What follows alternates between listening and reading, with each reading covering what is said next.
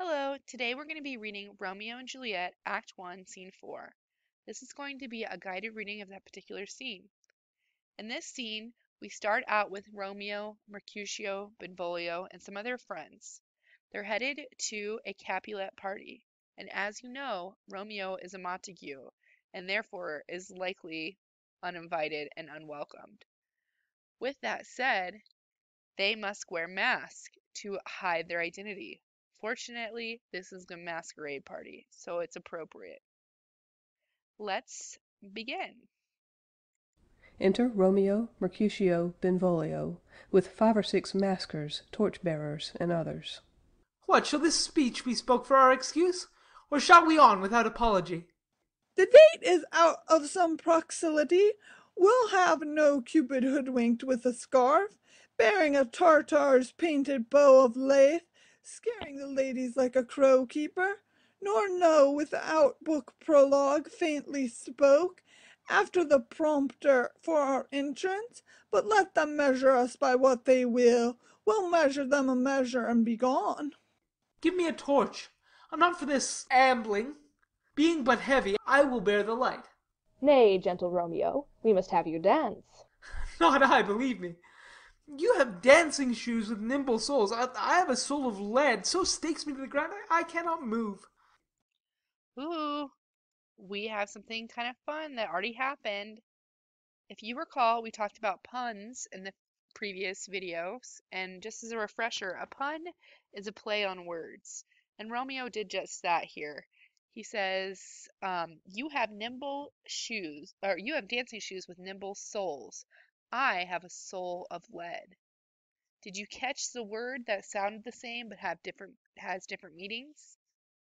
That's right. We have shoe soles and a soul which is inside of us. He is claiming that his shoes are weighted down with his grief. And as we know already, Romeo is pining for the lovely Rosaline, and no one could ever compare to her beauty. Well, we know the play is called Romeo and Juliet, so somebody obviously comes along and catches Romeo's eye. Let's continue to read and see what else happens. You are a lover. Borrow Cupid's wings, and soar with them above a common bound. I'm too sore impierced with his shaft to soar with his light feathers, and so bound. I cannot bound a pitch above dull woe. Under love's heavy burden do I sink. And to sink in it, should you burden love, too great depression for a tender thing. Is love a tender thing? It is too rough, too rude, too boisterous, and it pricks like thorn. If love be rough with you, be rough with love. Prick love for pricking, and you beat love down. Give me a case to put my visage in, a visor for a visor. What care I? What curious eye doth quote deformities? Here are the beetle brows shall blush for me. Come, knock and enter, and no sooner in, but every man betake him to his legs. A torch for me. Let wantons light of heart tickle the senseless rushers with their heels. For I'm proverbed with a grandsire phrase. I'll be a candle holder and look on. The game was ne'er so fair, and I am done. Tut, done's the mouse, the constable's own word. If thou art done, we'll draw thee from the mire of this Sir Reverence love, wherein thou sickest up to the ears. Come, we burn daylight, ho? Nay, that's not so. I mean, sir, in delay, we waste our lights in vain, like lamps by day. Take our good meaning, for our judgment sits 5 times in that ere once in our 5 wits. And we mean well in going to this mask, but 'tis no wit to go. Why, may one ask? I dreamed a dream tonight. And so did I. Well, what was yours? That dreamers often lie. In bed asleep while they do dream things true. Ooh, interesting here. We have another pun that has come into play. If you guys see, Romeo ask Mercutio what his dream's about, and Mercutio replies that dreamers often lie. And then Romeo continues to say, in bed asleep while they do dream things true. Clearly, Mercutio thinks dreams are not to be trusted in terms of, prophecy or importance for that matter. Romeo, on the other hand, he says that we lie in bed and dream things that are true. So obviously Romeo's of the opposite sentiment. But again, we have this play on this word lie. Lie is in not telling the truth, and also lie is in lying in bed. Let's continue. Oh, then I see Queen Mab hath been with you. She is the fairy's midwife, and she comes in shape no bigger than an agate stone, on the forefinger of an alderman, drawn with a team of little atomies, athwart men's noses as they lie asleep, her waggon spokes made of long spiders' legs, the cover of the wings of grasshoppers, the traces of the smallest spider's web, the collars of the moonshine's watery beams, her whip of cricket's bone, the lash of film, her waggoner a small grey-coated gnat, not so big as a round little worm, pricked from the lazy finger of a maid. Her chariot is an empty hazelnut, made by the joiner's squirrel or old grub, time out of mind the fairy's coachmakers.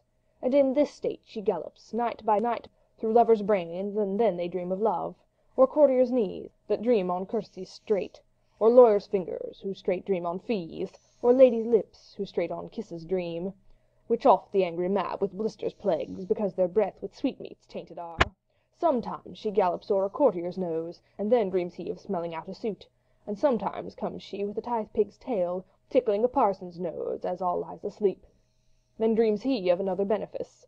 Sometimes she driveth o'er a soldier's neck, and then dreams he of cutting foreign throats, of breaches, ambuscadoes, Spanish blades, of hells 5 fathom deep, and then, anon, drums in his ears, at which he starts and wakes, and being thus frighted, swears a prayer or two, and sleeps again. This is that very Mab that plats the manes of horses in the night, and bakes the elf-locks in foul sluttish hairs, which once untangled much misfortune bodes. This is the hag, when maids lie on their backs, that presses them and learns them first to bear, making them women of good carriage. This is she. Peace, peace, Mercutio, peace! Thou talk'st of nothing. True, I talk of dreams, which are the children of an idle brain, begot of nothing but vain fantasy, which is as thin of substance as the air, and more inconsistent than the wind, who woos even now the frozen bosom of the north, and, being angered, puffs away from thence, turning his face to the dew-dropping south. Let's pause for a second because we just met Queen Mab, and some of you guys might be scratching your head saying, what in the heck is he talking about? Now, if you didn't catch on, Queen Mab is a mythical creature who is apparently responsible for the different kinds of dreams that people have. She is very small, she's a little fairy, and she's no bigger than an agate stone. So basically, think of your ring on your finger with a little stone in it. She's no bigger than that stone. And it says that she has a little chariot that she rides in that's pulled by a team of little atomy. She flies over men's noses in this chariot. This chariot is made of an empty hazelnut, which was made by a squirrel or an old grub. In this particular chariot, she has a wagon wheels made of spider's legs, which is pretty wild, and a cover on top of it made of grasshopper wings. She also has a whip made from moonbeams and bone of a grasshopper.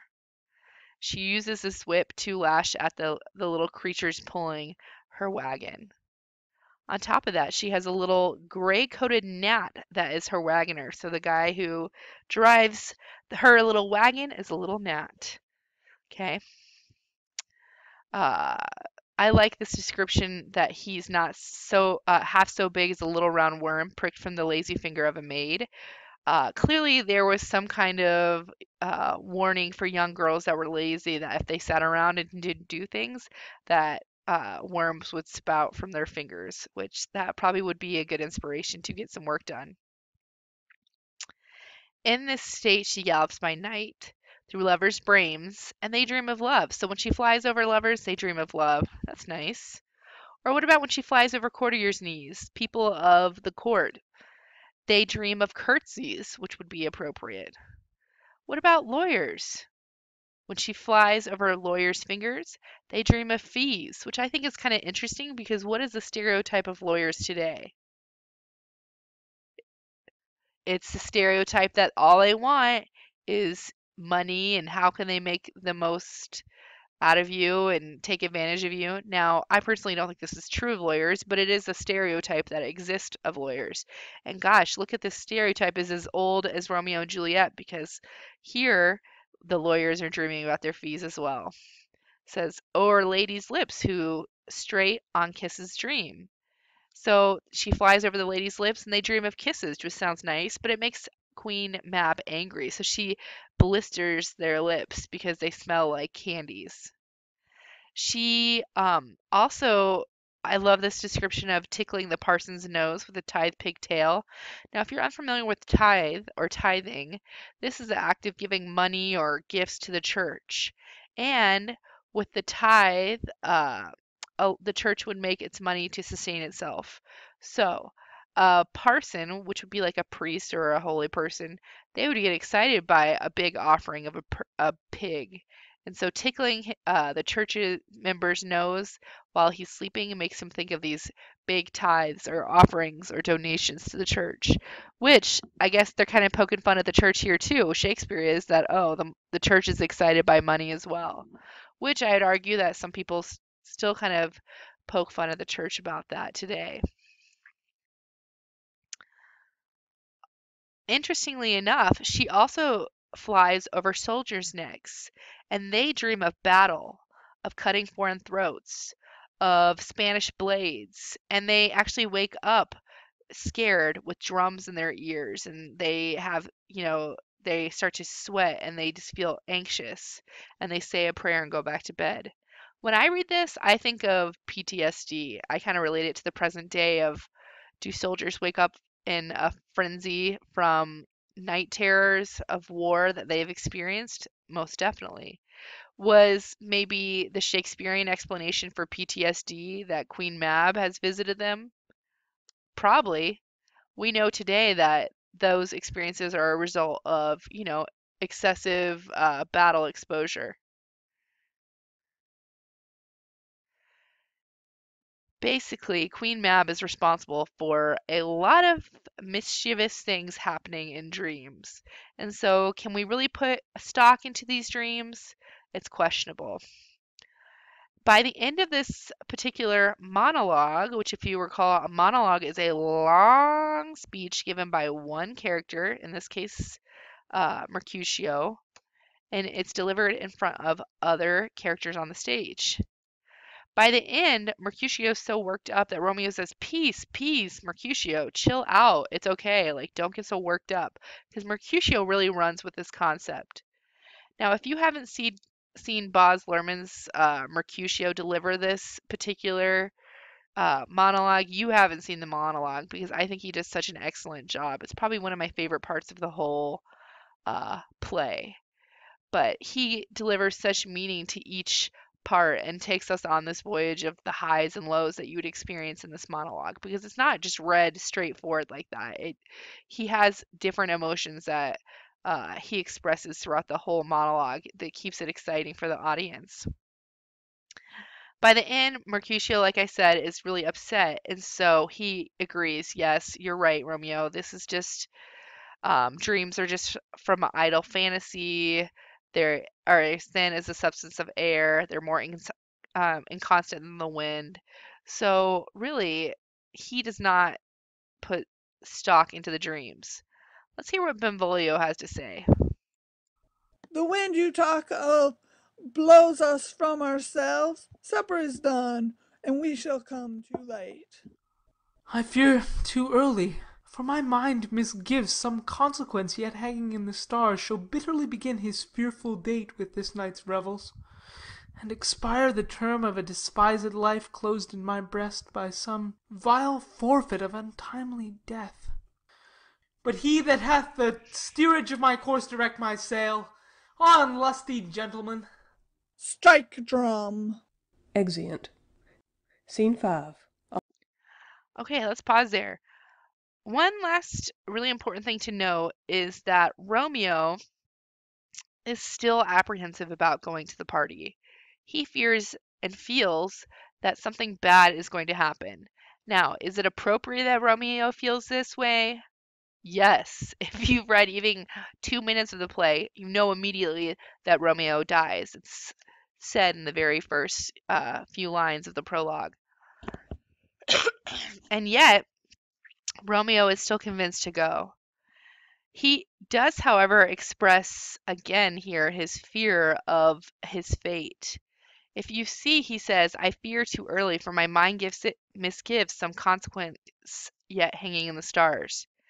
If you recall, Romeo and Juliet are referred to as star-crossed lovers, and this concept comes from the idea that there's certain things written into fate that we can't avoid. At least that's an idea that's, pushed in this particular play. That whatever was to happen to Romeo was written in the stars already. It's his fate. And Romeo is expressing that he has this fearfulness of his fate. He says, I feel like by some vile forfeit of untimely death, meaning that he feels he might have a early death here, which we know he does. And yet he says, but he that hath the steerage of my course direct my sail. On, lusty gentlemen. If we look at the capitalized he here, this is a clue that he's talking about God.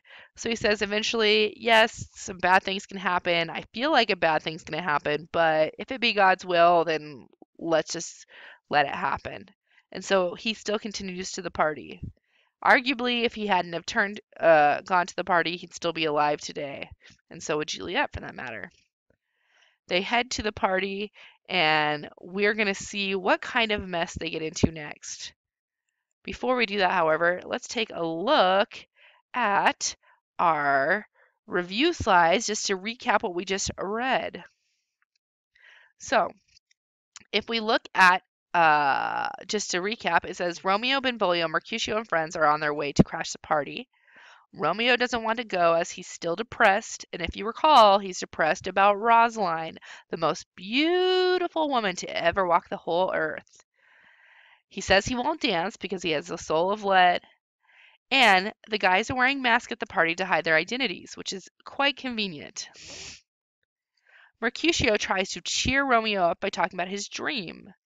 And again, Romeo still fears that something bad is going to come from this night, i.e., that he might die.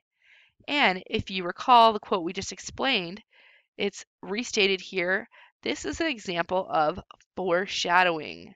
It's a sign of bad things to come. And we meet Queen Mab in this particular monologue. If you look, Queen Mab is that imaginary fairy who brings dreams of people's fantasies and fears to them as they sleep. If you look, we have her walnut chariot here, her wagon wheels made of spider legs, her whip of grasshopper bone with the moonbeam. We have her little, they call them like atoms or atomide, depending on the text you're reading. I've seen both versions that pull it. There's like little creatures. Her little gnat that's in a gray coat, that's her coachman. Her grasshopper wing ceiling.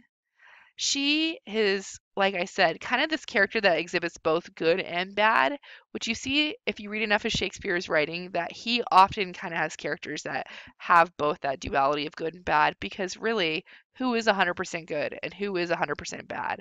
Characters like that exist in like kids' fairy tales, Disney fairy tales at that, not really in other stories.